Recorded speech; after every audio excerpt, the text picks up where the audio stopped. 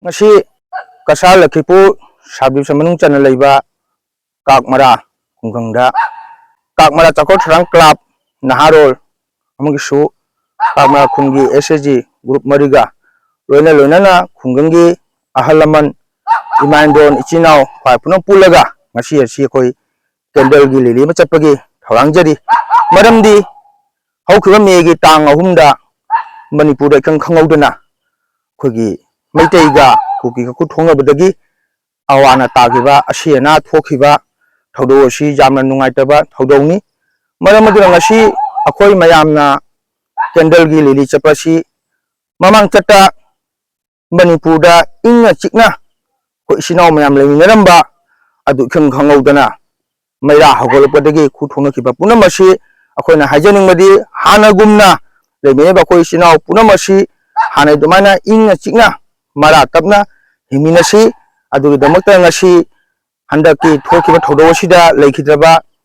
laiyoi khraba sinau mayama sina jawkiba yam jawri awana jam nanghraba masi jamna nungaitaba thodongni adumarba kuthok adu da leikhidraba mayamgi damakta akhona mokhogi atma aduna isorum phamna ingna chingna leromi damakta ngasi akhoi mayam pulle haraga minute anitang akhoi isogi phamda thauni jasi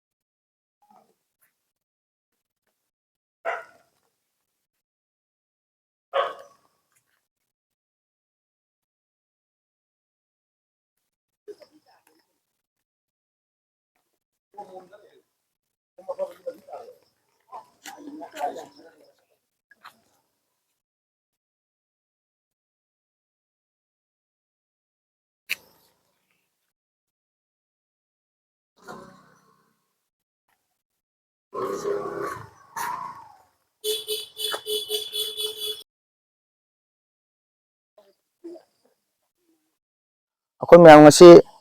ahamru hajare akhoi mayam naharon amesu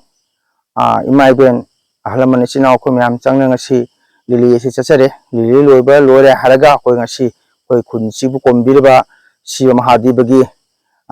nasing mamang asida akhoi mayam na amuka hana khuramjari ninsingjari haibadi hanagi matongona manipur kanglipa imagi masaikonda isinau mayam ingna chikna nusi chana leramba adum haina amuka hanjalaktana